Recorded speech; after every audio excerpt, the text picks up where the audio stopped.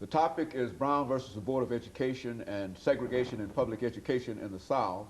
And our guests are Ms. LWynn and Dr. Baldwin. Dr. Baldwin, let's see if we can end this final segment by having you to give us some information relative to segregation in higher education in the South. And of course, Ms. Wynn will end it by supplementing some of the information that you're dealing with. As Ms. Wynn pointed out, the Plessy v. Ferguson case sort of established segregation across the board, not just in transportation, but in schools, etc. As early as the 1930s, the NAACP was interested in fighting for the implementation of equal education at the higher levels of institutions. It started in the 1930s, and of course, 1954 Brown v. Board of Education was sort of a culmination of much of what had happened since that time, the 1930s.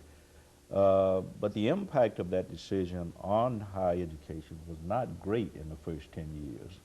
Studies showed that, in the first place, the decision had to do more with public education than with private education. And most of my career, I've been associated with private institutions, interestingly enough.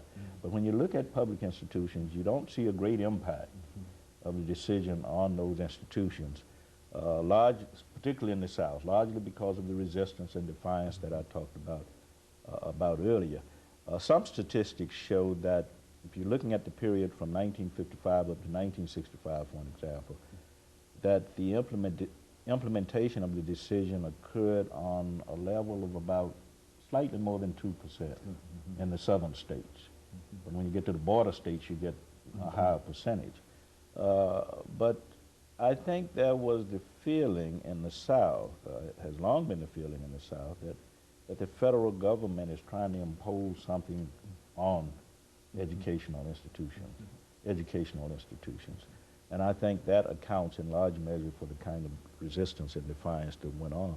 But my experience has been, if you want to look at my experience, I've noticed over the years that desegregation or integration, if you want to use another term, has really not occurred on any grand scale since the Brown v. Board of Education, primarily because we haven't had the proper resources allocated, particularly financial resources. It's very, very important. Also, I think we have misunderstood the meaning of integration. Integration has to do not only with it has to do with mutual acceptance, not just rubbing shoulders and elbows. It has to do with mutual acceptance. It has to do with interpersonal, intergroup living, and shared power and resources. And I think that's the problem. That's where we've fallen short in terms of the allocation of proper resources to implement these decisions that have been passed down from the levels of the courts.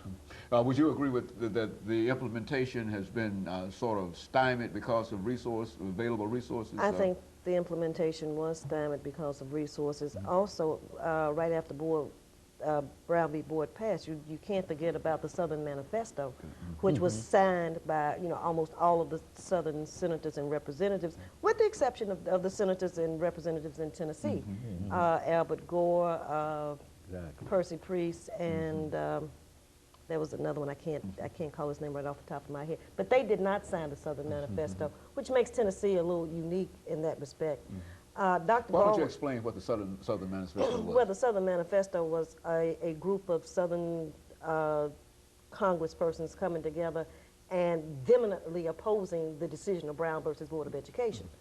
So, that's basically, they were willing to fight Brown v. Board. And you see that later with George Wallace and several other people, governmental officials in the South, and especially the Deep South. They were not going to desegregate their schools. Dr. Baldwin used the term integrate. I use the term desegregate because I think integration applies assimilation. And I do not believe that the civil rights movement, beginning with Brown versus Board, was about assimilation. It was about choice. African Americans were denied the right of choice. Yeah, so it really didn't have anything to do with people who look like me wanting to be assimilated into mainstream society. It was about a choice. If I want to go to that to Vanderbilt University. Do not deny me because I happen to have more melanin in my skin than you do. That's true. So I use the word desegregation as opposed to integration. Yeah, but I don't see it as assimilation so much. When I say integration, I know assimilation means taking on the values of the larger culture. Integration for me means mutual acceptance. It means having the right to be educated in the same environment. It means sharing power and resources. But I think assimilation would be a more of an extreme form of integration. But I think when we look at the desegregation process post-Brown v. Board, what you find is that most schools that were in African American communities were either closed or absorbed, and you lost touch with your community base. That's true. That's true. And so that's the reason, you know, I say, you know, it's assimilation. It seems as though to me, you know, based on, you know, what I actually experienced and what I have studied, is that anything that was black was almost closed, which to me implies assimilation. It really didn't matter about the quality of what was going on. It didn't matter about the quality. It was just You know, that the two had to come together. And you know, when we look at Brown v. Board and you look at some of the new materials that have come out, look at Derek Bell's book, Silent Covenants. Yes, yes.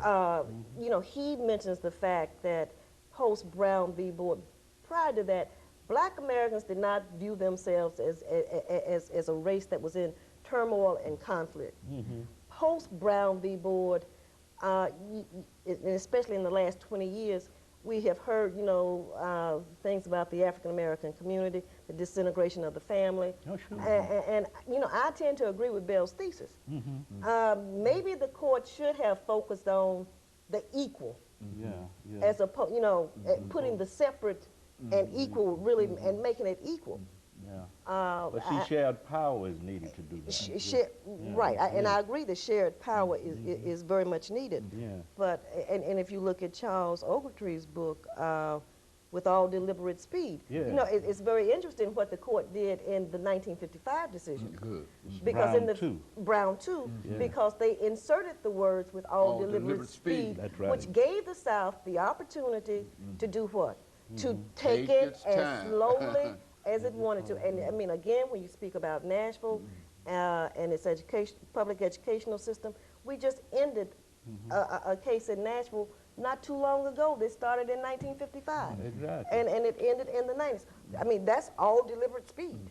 And that case, you know, the Nashville model became the model for cities across the South. I think there was a lot of fear that if you pushed the South too fast on this issue, that they wouldn't conform to court decisions. So there was always some reluctance on the part of the Supreme Court to sort of dictate and demand, to say that we're trying to persuade and mediate, not dictate and demand, because they understood that the white South could be very resistant when you're dealing with these kinds of issues. Well, you know, I'll give them, you know, credit for one thing. I think that when you look at American history in general, and you look at world history and what was going on, you were in the middle of a Cold War period, okay? Brown v. Board, I think, helped at least the image of America internationally. You know, internationally, how can you be talking about democracy abroad when you have a group of your citizens who are not receiving democracy in their own land? This, you know, is a country that was built upon the blood, sweat, tears of people of African descent. So, you know, I think it helped there. And certainly when you look at that 10-year span between 54 and 64, with the passage of the Civil Rights Act of 64, the Voting Rights Act of 65, and the Housing Act of 68, all of that helped within that Cold War period. So, you know, I think the Civil Rights Movement helped propel national policy that made America look better in the eyes of the world. Very good. That's true. Very good. And of course, Dr. Baldwin, we've got about 45 seconds. Yeah, I agree wholeheartedly with that.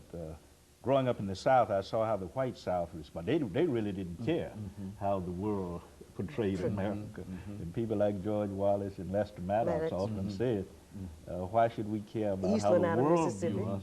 We're feeding We half have of them. them. You know, Yeah. So why should they? As a matter of fact, during these last 20 seconds here, let me simply say that in my own career, I can remember seeing these large signs as we passed through White the state and of colored. Virginia on Earl Warren, Yeah. impeach Chief Chief Justice Justice Earl Earl Warren. Yeah. And of course, I think that indicated that the South was essentially against this decision.